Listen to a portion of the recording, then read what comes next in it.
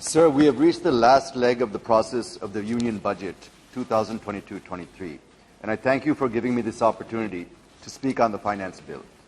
Sir, there is a perceptible change in the global economic scenario since the presentation of the budget due to the Russia-Ukraine armed conflict, and India cannot insulate itself from these developments, and hence we have to relook at the budget proposals, recalibrate our forecasts, and the House won't get a better opportunity than the Finance Bill to discuss these, sir. Sir, before I start making my submissions, I would like to compliment the Honourable Finance Minister and the Honourable Minister of Commerce and Industry and the government for showing outstanding performance and growth in our exports in this financial year. Sir, we have touched for the first time ever exports worth $400 billion in this financial year when compared with $292 billion in the previous year. So I take this opportunity to compliment the government for this achievement, sir.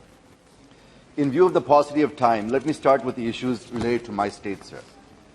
Sir, my first point is regarding the capital city of Amaravati, which falls in my parliamentary constituency. Nobody can dispute that it is the prerogative of the Assembly to make laws, but at the same time, it is not just the Assembly, but not even the Parliament cannot make laws which violate the Constitution, sir, because the Constitution is supreme and not the legislature. So since the Honourable High Court has also made it clear that Amaravati will remain the capital of AP, I urge the Honourable Prime Minister, who committed to the farmers of Amaravati and to the people of AP the central government's support to develop Amaravati as a world-class city, to bring amendment to the AP Reorganization Act and to insert a provision indicating that Amaravati is and will remain the only capital of Andhra Pradesh. The next point, that I am greatly disappointed that the Honourable Finance Minister has not allocated much for the development of Amaravati, sir. I understand that only a few lakhs have been given by the Ministry of Housing and Urban Affairs Ministry. Sir, it is pertinent to mention here that the High Court of AP has directed the Government of AP to construct and develop Amaravati capital city and the capital region as per the approved master plan, and within 6 months as agreed under the AP CRDA Act. Since the Government of AP's coffers have become empty and it is not in a position to take up any work, I urge you for allotting sufficient funds to restart the development of the new capital, Amaravati, sir.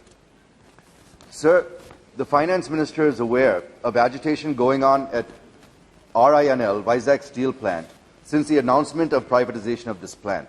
There was a question in this very House on Monday on RINL, and my friend Mr. Ram Mohan Naidu has raised it. We are not happy with the reply given by the Steel Minister. Sir, the Honourable Steel Minister says that RINL was incurring losses. But, sir, he should understand that RINL was incurring losses due to the loan it has taken for restructuring and to purchase ore. Had iron ore mine been allocated, RINL would not have restored to 22,000 crores loan at 14% interest and incur losses, sir. On the other hand, the Minister is saying that SAIL is earning profits. It is earning profits because it has 10 mines, sir, whereas you have not given a single mine to RINL. You give mines to Vizag Steel Plant and see how it will surpass SAIL, sir. So don't privatize it. Instead, allocate mines and see how the hardworking workers of RINL will bring profits. So I once again appeal to you to kindly allot mines to it and don't privatize. As an alternative, you can convert its debt into equity. Sir, the next point is regarding Polavaram. The revised cost estimates were approved by the Government of India itself and put it at 55,656 crores. This is now before the Finance Ministry. So I request the Finance Minister to please approve this so that the progress of the work is not hindered and R&R can be taken up at the earliest. Sir, on the issue of resource gap, there is a difference of opinion between the Government of AP and the Government of India. I understand that a team of officials from Government of AP have met officials of Government of India last month and discussed various issues, and this issue was also one among them. The Government of India has given 4,117 crores out of 22,948 crores put forward by the Government of AP, sir. Sir, even if you look at the CAG report, the audit, it approved 16,078 crores as the resource gap. So I request to please kindly thrash it out and pay this amount to Andhra Pradesh, sir. Sir, now coming to the national issues. The Economic Survey projects the GDP growth for 22-23 at between 8 to 8.5%. Recently, the RBI has projected 7.8% growth. But the reverberations of war, geopolitical scenario around the Russia-Ukraine conflict, and looking